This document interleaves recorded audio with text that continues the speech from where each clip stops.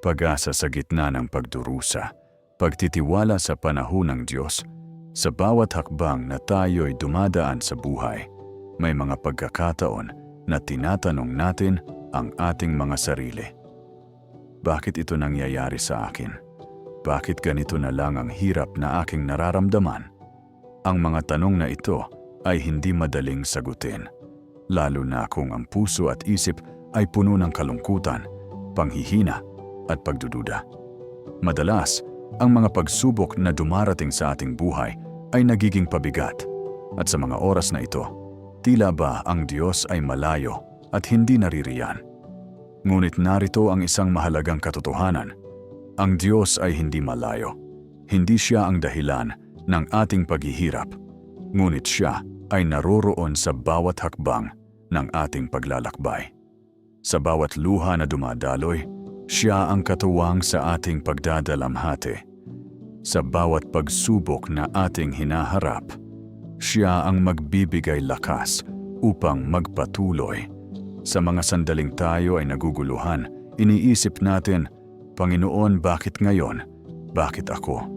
Bakit ito ang nangyayari? Hindi mo kailangang mag-alala sapagkat ang Diyos ay may layunin sa lahat ng nangyayari sa ating buhay. Ang bawat pagsubok, bawat pasakit, bawat luha na ating itinatanim ay may layunin at may magandang plano sa dulo. Hindi laging madali ang magtiwala. May mga pagkakataon na ang ating pananampalataya ay tila nauurong. Sa bawat sagot na hindi pa dumarating, sa bawat dasal na hindi pa natutugunan, minsan naiisip natin na baka hindi na tayo pinapansin ng Diyos. Ngunit kahit ang ating mga puso ay puno ng takot, alam natin sa kaibuturan ng ating kaluluwa na siya ay tapat sa buhay na puno ng tanong. Ang tanging kailangan natin ay magtiwala. Magtiwala sa Diyos na siya ang naglalatag ng daan. Magtiwala na siya ang may hawak ng ating kinabukasan. Hindi niya tayo pinabayaan noon at hindi niya tayo pababayaan ngayon. Isipin mo ito, ang Diyos ay hindi isang Diyos na malayo. Siya ay Diyos na malapit, Diyos na naroroon sa ating mga kahinaan, sa ating mga alalahanin at sa ating mga pagdududa. Hindi niya tayo tinitingnan mula sa malayo at hinihintay na tayo'y magbago. Siya ay naroroon, kasama natin sa bawat pagluha, sa bawat pagkatalo, at sa bawat tagumpay. Sa kabila ng ating mga kalungkutan, ang Diyos ay may mga plano para sa atin. Hindi laging madali ang buhay at hindi laging makakamtan agad ang ating mga pangarap. Ngunit ang Diyos ay isang Diyos na nagtuturo sa atin ng pasensya, pagtitiis at pananampalataya. May mga pagkakataon na hindi natin nauunawaan ang dahilan ng ating paghihirap. Ngunit sa kabila ng lahat ng iyon, tinatawag tayo ng Diyos na magtiwala sa Kanyang plano. Kahit na ang ating mga mata ay malabo, alam natin na ang Diyos ay mayroong tamang panahon para sa lahat ng bagay. Walang aksidente sa plano ng Diyos at ang mga kaganapan sa ating buhay ay bahagi ng Kanyang makalangit na disenyo. Huwag kang mawalan ng pag-asa.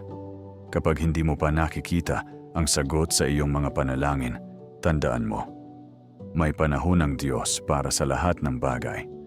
Sa bawat pagluha, sa bawat hakbang na puno ng takot, ang Diyos ay hindi naglalayo sa iyo. Siya ay nariyan, nagmamasid, nagmamahal, at hindi magsasawang palakasin ka. Hindi sa lahat ng oras makakamtan ang ating mga pangarap, ngunit ang Diyos ay may plano. Baka hindi pa ngayon ang tamang panahon. Baka hindi pa ngayon ang oras na makikita mo ang kabuuan ng plano ng Diyos sa iyong buhay. Ngunit huwag mawalan ng pag-asa. Sa bawat hakbang, magtiwala ka. Sa bawat sandali ng pagdududa, magtiwala ka na may magandang bukas. Ang Diyos ay laging may plano at sa bawat pagsubok, laging may pag-asa. Isang pag-asa na ang Diyos ay maghahatid sa atin sa lugar na mas maganda kaysa sa ating inaasahan. Ang Diyos ay magbibigay liwanag sa ating madilim na landas at sa bawat pagdadaanan natin, Siya ang magiging gabay. Panginoon, salamat po sa araw na ito. Salamat sa bawat aral na patuloy mo pong itinuturo sa aming buhay. Sa kabila ng aming mga pagsubok, salamat sa mga pangako mo na hindi kami iiwan at pababayaan. Patawarin mo kami sa mga pagkakataon na kami ay nawala ng pag-asa at palakasin mo kami upang patuloy na magtiwala sa iyo.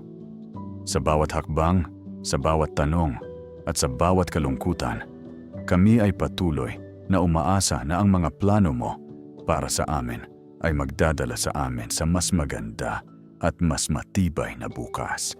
Sa mga oras ng panghihina, maging ang aming lakas. Huwag mo kaming pabayaan, Panginoon. Sa lahat ng ito, kami po ay nagpapakumbaba at magpapasalamat. Sa pangalan ni Jesus, Amen. Tulong-tulong tayo sa pagpapalaganap ng pag-ibig at pag-asa ng Diyos sa bawat buhay. Hanggang sa susunod na video, magtiwala tayo sa plano ng Diyos para sa atin. Pagpalain kayo ng Diyos at ingatan sa araw na ito at sa mga susunod pa. Maraming salamat sa inyong pagsama sa amin ngayon. Naway naging inspirasyon ang mga salitang ito para magpatuloy ka sa iyong paglalakbay. Huwag kalimutan na ang Diyos ay tapat sa kanyang mga pangako at sa bawat hakbang mo, Siya ay nariyan upang gabayan ka. Patuloy na magtiwala sa kanyang plano at huwag mawalan ng pag-asa. Sa bawat pagsubok, may tagumpay na naghihintay. At sa bawat sakit, may pag-asa na dumarating. Hanggang sa muli, magtiwala at maghintay sa tamang panahon ng Diyos. Pagpalain ka ng Diyos at patuloy na maglingkod sa kanyang kaluwalhatian. Salamat at pagpalain ka. Paalam po at hanggang sa susunod na araw.